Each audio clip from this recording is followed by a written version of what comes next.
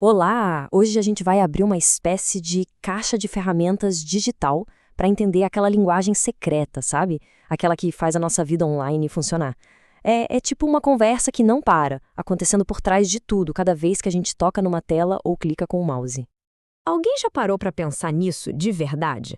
A gente digita o endereço, aperta Enter e pronto, a página aparece.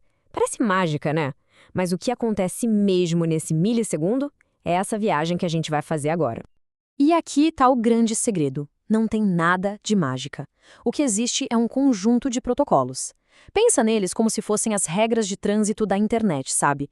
Elas garantem que bilhões de pedacinhos de dados cheguem no lugar certo, na hora certa. E hoje a gente vai decodificar essas regras. Então, nosso roteiro para hoje é este aqui.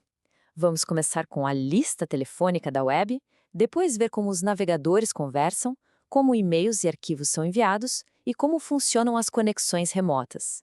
E aí, na segunda parte, a gente pega a nossa lupa digital, o tal do regex, para decifrar os dados que tudo isso gera. Vamos lá? Bom, para começar, como é que um computador encontra outro no meio dessa rede gigantesca que é a internet? Esse é o primeiríssimo desafio que precisa ser resolvido. Vamos pensar assim, ó. O DNS é a agenda de contatos do celular.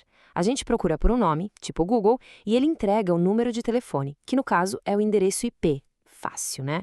Agora, o DHCP, imagina chegar num restaurante. O host não te dá um número para sua mesa? O DHCP é esse host. Ele dá um endereço temporário para o nosso aparelho, para todo mundo na rede local saber onde nos achar. Resumindo, um ajuda a encontrar os outros, o outro ajuda a gente a ser encontrado.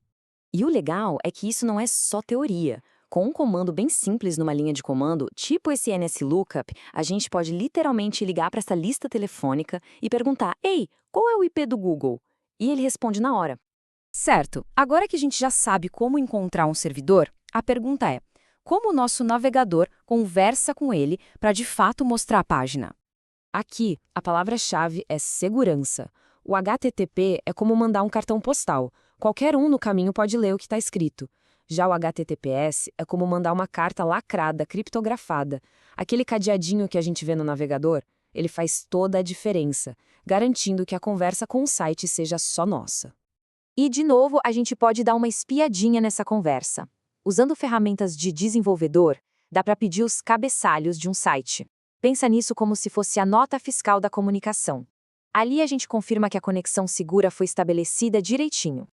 Beleza, mas a internet não é só navegar em sites. A gente usa para outras duas coisas o tempo todo: mandar e-mails e transferir arquivos.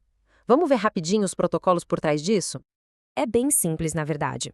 Para enviar e-mails, os servidores usam SMTP. Ele é o carteiro digital. Para receber, a gente usa IMAP ou POP3, que são como a nossa caixa postal. E para mover arquivos grandes, o bom e velho FTP ainda está por aí, apesar de hoje existirem opções bem mais seguras. E quando é preciso controlar um computador do outro lado do mundo, como os administradores de sistemas fazem o tempo todo, para isso, existe uma ferramenta que é simplesmente fundamental. O nome dele é SSH. Basicamente, ele cria um túnel totalmente seguro e criptografado que permite que alguém controle um servidor lá na Europa como se estivesse sentado na frente dele. É a espinha dorsal da administração de sistemas hoje em dia. Então vamos dar uma pausa para respirar e resumir. Olha só essa tabela. Aqui estão os protocolos essenciais que a gente viu, cada um com a sua função e a sua porta padrão. É quase como um ramal de telefone para cada serviço. É uma ótima colinha para entender como as peças se encaixam. Ok, agora vamos mudar um pouco o foco. A gente já viu os protocolos que criam e transportam os dados. Mas e se a gente quiser analisar esses dados? Tipo, pegar um arquivo de log gigante e encontrar uma informação bem específica lá dentro.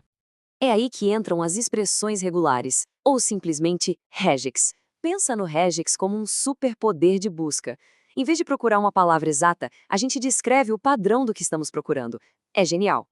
Por exemplo, esse padrão aqui. Ele não está procurando por um texto específico. Ele está procurando por algo que tenha 4 números, um traço, 2 números, outro traço e mais 2 números. Ou seja, ele descreve o formato de uma data, ano, mês, dia. É uma descrição, não uma palavra. Então, se a gente aplicar esse padrão numa linha de log como esta, ele ignora tudo e pá!